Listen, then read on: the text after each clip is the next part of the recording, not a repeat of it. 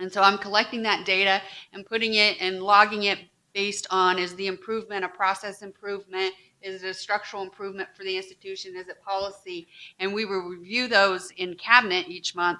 And one of the positive feedbacks we did receive was migrating the pencil to the portal. And so those, each month in the President's Pencil, I'll address some of those comments that we get from faculty and staff. They could be submitted anonymously, or they can be submitted with a name, and if somebody submits their name, we always respond back to them about what we're going to do about that comment. Since in September, we received 19 comments that were submitted, and as a result, 4 improvements have already been made. So I think it's going to be really beneficial in helping us as an institution move forward. Dr. Hesse from ASU provided CAC administrators with our transfer guarantee agreement tag, or tag as we call it here, update. Some key highlights I think you might be interested in knowing included CAC's most popular pathways as part of the tag, and that's our BS into nursing, our BS in accounting, BA in psychology, BA in business communications, and a Bachelor of Arts in Education and Elementary Education. During the 2015-16 academic year, over 50 of our students signed up for the tag, and currently over 75 different tag pathways are available for our students from CAC to ASU. So that was a really positive note. And the next thing that I want to do is do some recognitions of our employees. So if Chairwoman will help me, we'll recognize our employees for 10 years of service.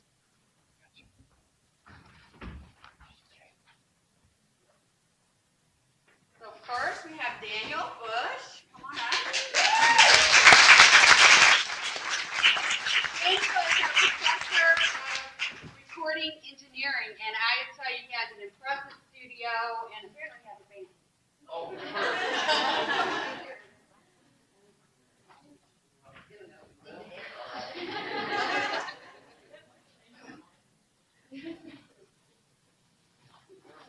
Thank you.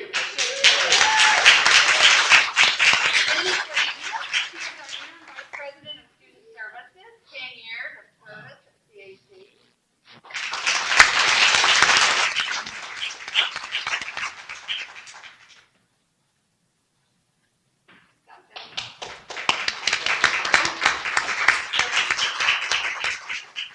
Our next is Rhonda Mainley, and she's Administrative Support Secretary in Student Services, 10 years.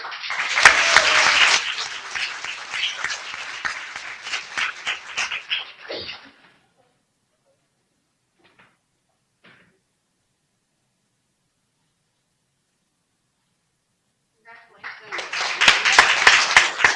Next is Rosie Reynolds, one of our police officers, 10 years of service.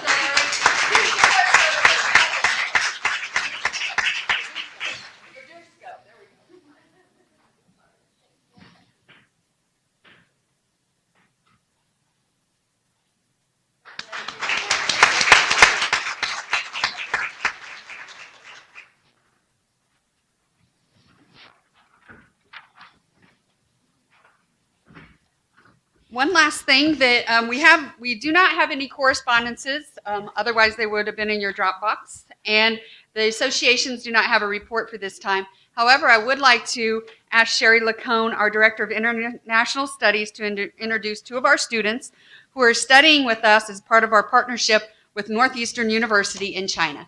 Sherry? Thank you, Dr. Elliott, President Christensen, governing board members, and community staff, faculty here at CAC. We have had a long-standing relationship with Northeastern University in Shenyang, China. And of course, this fall, we have 2 student exchange students, and I'd like to bring them up along with our host coordinator, Dolores Underwood. So if I can invite Cherry and Hebe to come up to the podium here.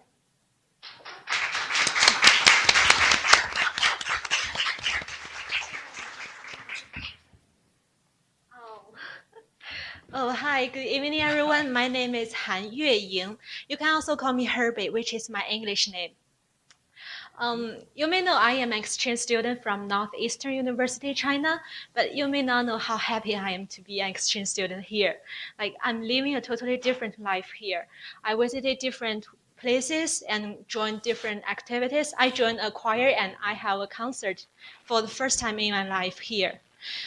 That's really amazing. And I think this is a really great job, a great life to be here. And the most important thing I want to thank all of you.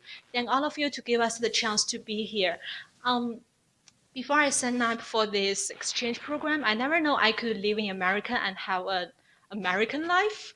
So it's like it's a totally new life. And thanks all of your effort to give us the chance to be here to meet all of those great people. And thanks Dolores Underwood. Miss Dolores Underwood, she's really helpful and nice, and she's really like our grandma.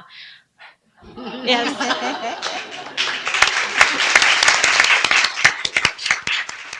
And thanks Sherry, and she helped us many times.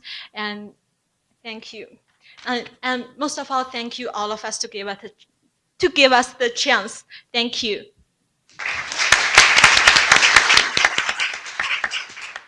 Good evening, ladies and gentlemen. My name is Cherry. My Chinese name is Li Xiaoyu. It's hard for you to pronounce it, but whatever. For me, this is the first time for me to being abroad. Now I'm in America. It's like a dream, but not American dream. It's a dream from English major from China.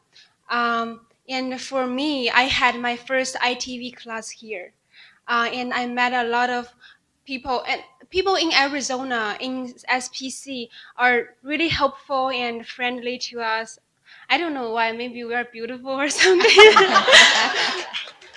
And I feel like my English improved a lot, and I know how Americans live their life and how American spirits actually applied in real life, how they are independent and how they try their best to pursue their dreams. And I think I have more to learn as an English major about America, about the Western cultures. And thank you for the opportunity. Thank you so much. And Madam Chair, that completes my president's report. Thank you very much.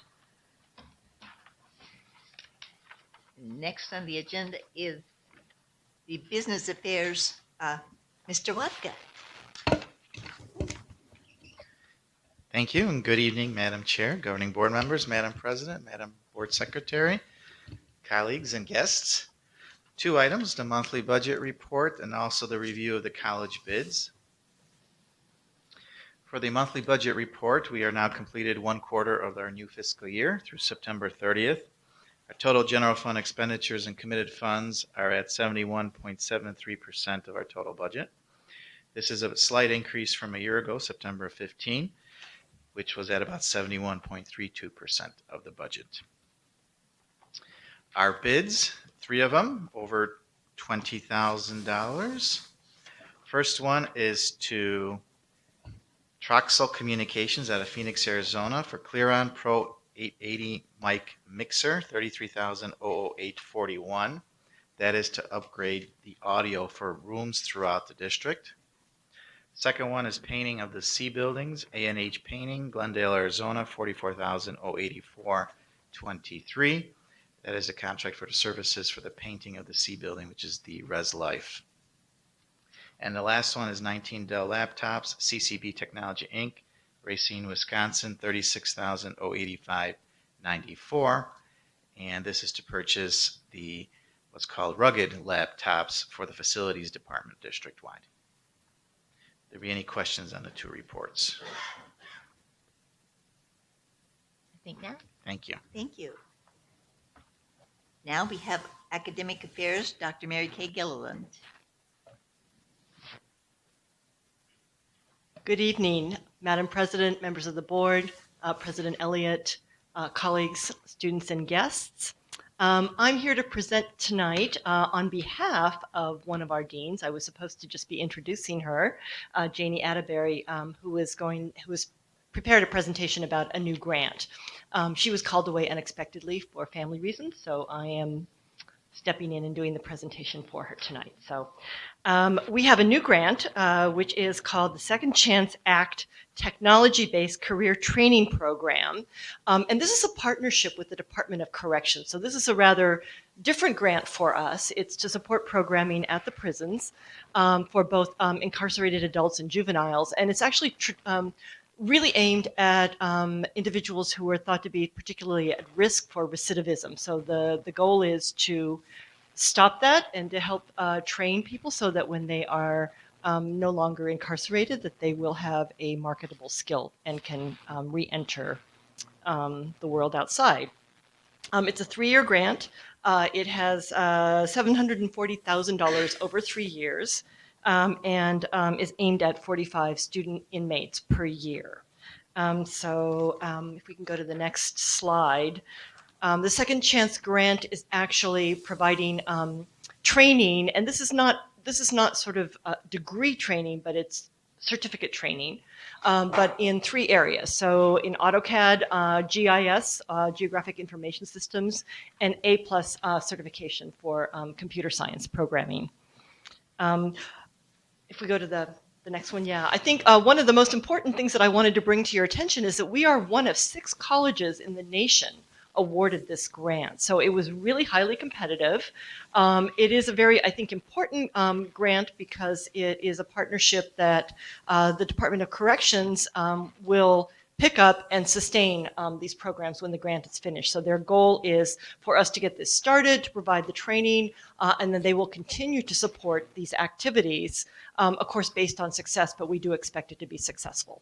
So it's very positive. At the moment, we have hired 1 full-time faculty member, or we're in the process of, and 2 adjuncts to run the programs. They actually are employed through the Department of Corrections, but in partnership with us. Okay, so that is the Second Chance Grant, and I want to actually acknowledge our Director of Grants, Hugo Steinkamp, who was instrumental in writing this and many of our grants, and this is a particularly interesting and exciting one for us. So any questions? I'm interested in if there is a plan for measuring the reduction of recidivism that's been written in the grant, or whether it is ADOC that's going to be watching the numbers. I'm going to actually defer to Hugo for that, since There is a plan with Department of Corrections will be tracking recidivism rates and comparing those rates to people who've gone through the program with control groups. So it's actually quite elaborate evaluation Thank you. I believe we do have baseline data that we started with, right, from similar programs that showed that, in fact, it was a very successful effort. So, any other questions? All right, well, that's all from Academic Affairs Thank for you this very evening. much. Thank you.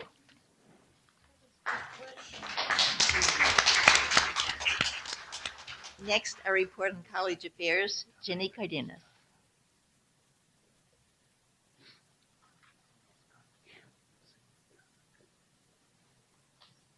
President Christensen, Dr. Elliott, governing board members, faculty, staff, students, and community members. I'm very happy to present today Dr. Tremaine Rousseau, who is our assistant director assistant dean for student life, who's going to give you an update on our Trio Summer Bridge program. So many of you participated and attended the Summer Bridge opening this summer, and he's got a great update about that for you. Thank you.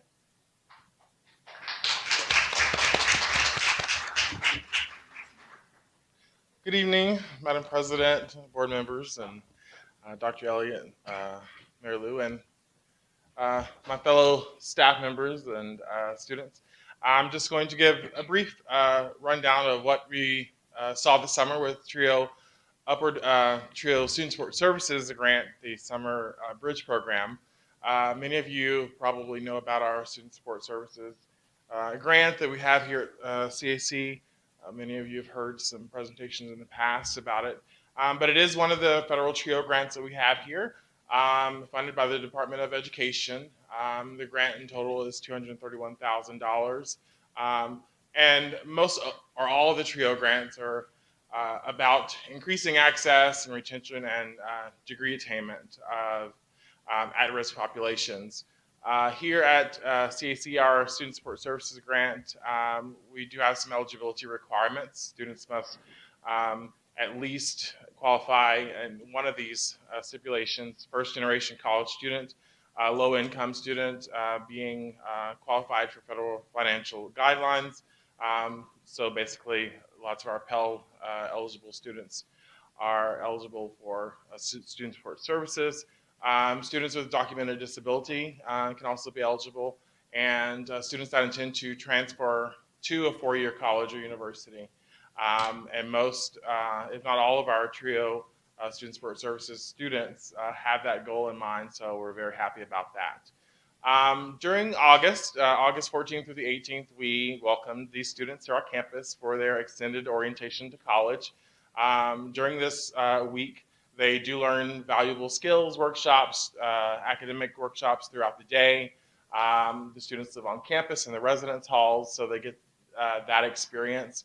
A number of these students also continue to live in the residence halls through the semester, so this is a good kind of first step into CAC's doors for these students. We also complement the academic skill building workshops with social interactions in the evenings and throughout the week, so it's truly a fun time for these students. The numbers in general, there are 162 students that are in the TRIO Student Support Services grant program right now. 44 of those students actually came to us in the summer for Summer Bridge. 42 of those students completed Summer Bridge. The only 2 students that did not, they left for medical reasons. I'm happy to say it wasn't anybody, being disciplined or kicked out for any reason, so that's good. They had a really incredible staff working with them throughout the summer. Of course, the program itself is led by Ms. Gail Nettles, and she has an amazing team to support her and support these students throughout the year.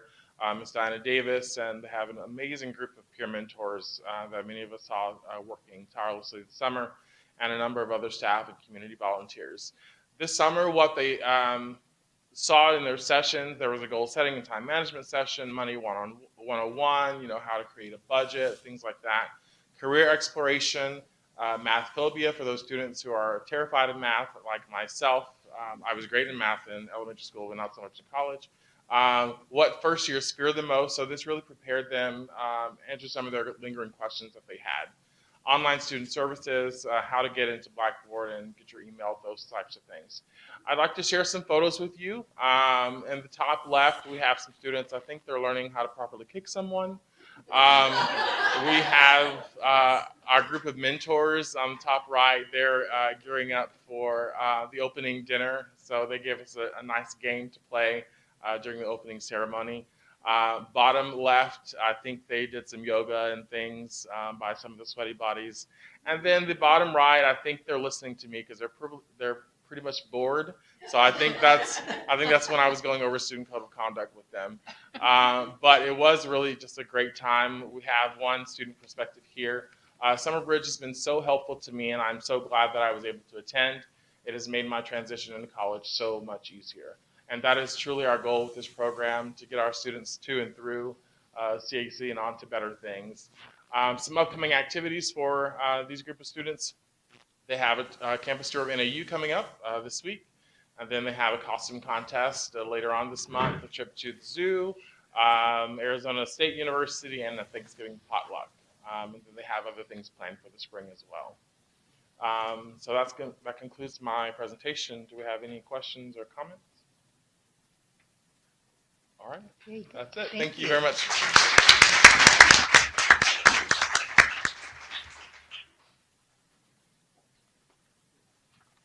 Does that complete your report? Thank you. Okay, now we have discussion with possible action on changing the time of board meetings. This is brought up because I've had a number of requests from different staff after we made the change that it's quite burdensome to the people who work here to work all day and then come to the meetings at night. And the reason that we changed the meeting supposedly was so that there would be more visitation by outside folks. And actually, there has been less at our 6:30 meetings than there were at the 2 p.m. meetings. So, I would like to get some information from Dr. Elliott. I She's might- looked into it. Thank you, President. One of the things that really was brought to my attention, yes, it is very difficult for the faculty and staff who've worked a long day to stay and have to work even later, especially if the meetings go long. But the other thing is there's overtime involved in this, and it's put an extra cost and burden on the college by moving it to the evening times, because we do have to pay individuals overtime. And so one of my goals for us as an institution is to become more efficient with our resources and our funds, and moving them back to during the workday will alleviate obviously all the overtime, but also the burden on the faculty and the staff. And I kind of brought this up to the attention of the board, and again, I know that there are times many of our faculty and staff do not live in the location where the board meeting is, and they some of them have a 2-hour drive home, and again, there's a safety issue and late night driving for our faculty and staff and for our board members as well. I hear the stories about getting home at 2 a.m. after a board meeting, and this is disconcerting to me about the safety of our faculty, staff, and students. So discussion amongst the board, a motion or? Can you all, yeah, it's working. I don't have a problem with moving the time. In fact, I raised that issue a couple weeks ago, well, a couple months ago.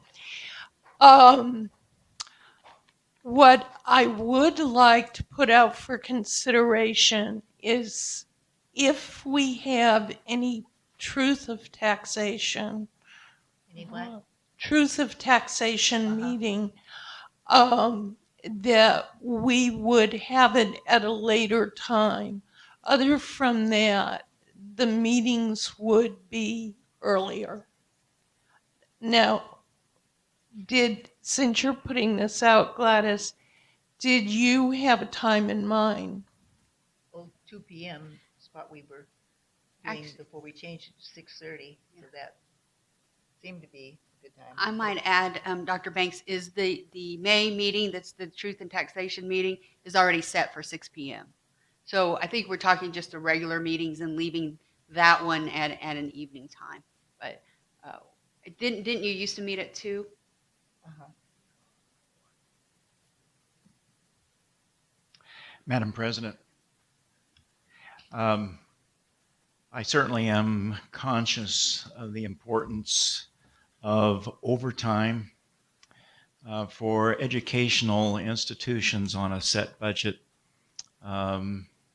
The flexibility and the variation that does occur in the budget due to these kinds of expenses can be a significant issue.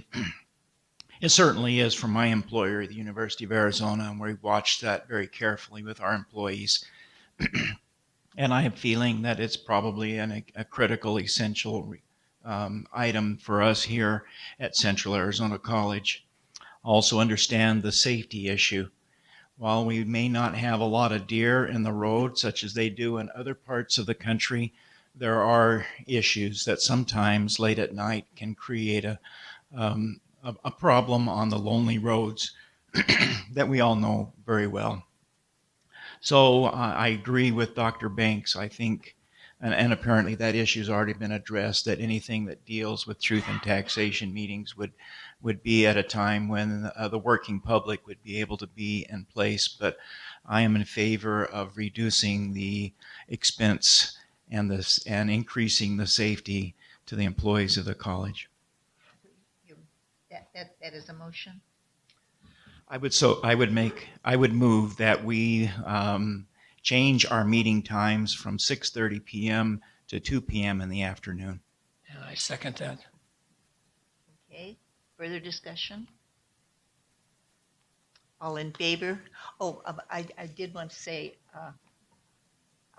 that Mr. Miller had sent an email since he could not be here, and he is in favor of it also, so that would make it unanimous. So, all in favor, say aye. Aye. Opposed, nay. It does pass unanimously. I do have a question about the truth and taxation. We have a truth and taxation meeting? It's called a public budget hearing. Okay. It's in May, your budget meeting. The budget meeting, right, but it is not a truth and taxation one this year. I mean, It could be if in future years. I hope not ever again. Well, I agree. I It's not the plan. agree. Yeah, We've definitely. been there. Been there, done that. Don't want to do it again.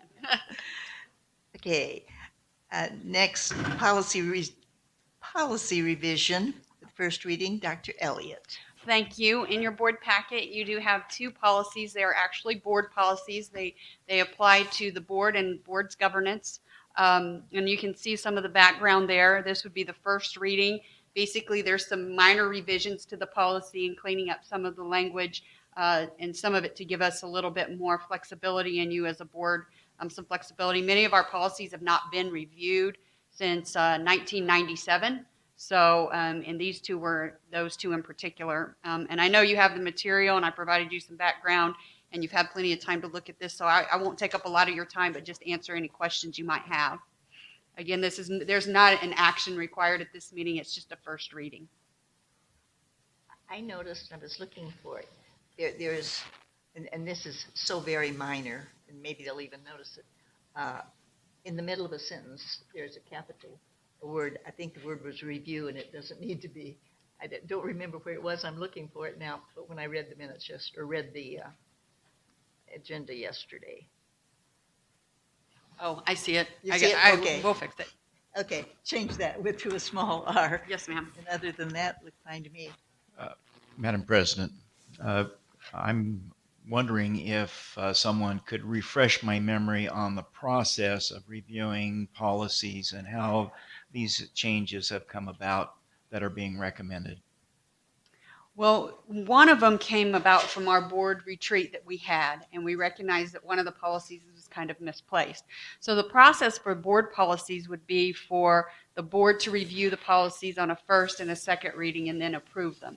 Policies that are college policies, there's a process where a policy revision is submitted to a policy committee. They review that. That information goes out to the constituency group, all of campus community for feedback. It may go back to the policy committee, and HR is involved in there somewhere. There's a flow chart. It's very elaborate. And then those would come to the board once they've been through the policy committee. But these are board governance policies that apply to the board in particular and not the entire college. Does that answer your question? Yes, very much. Thank you. You're welcome. Thank you. Did anybody else have a question? Okay. Next is consideration of the consent agenda. The following items are consent matters unless they are removed from the consent agenda at this time. Any item may be removed from the consent agenda by any board member. What is the pleasure of the board?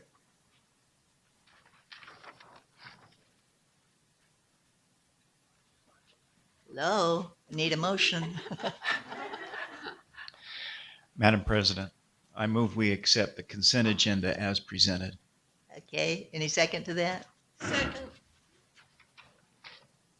Did you second it, Dr. Bank? Yes, I did. Okay, so it's been moved and seconded that the consent agenda be approved. All in favor, say aye. Aye. Aye. Opposed, nay. Passes unanimously.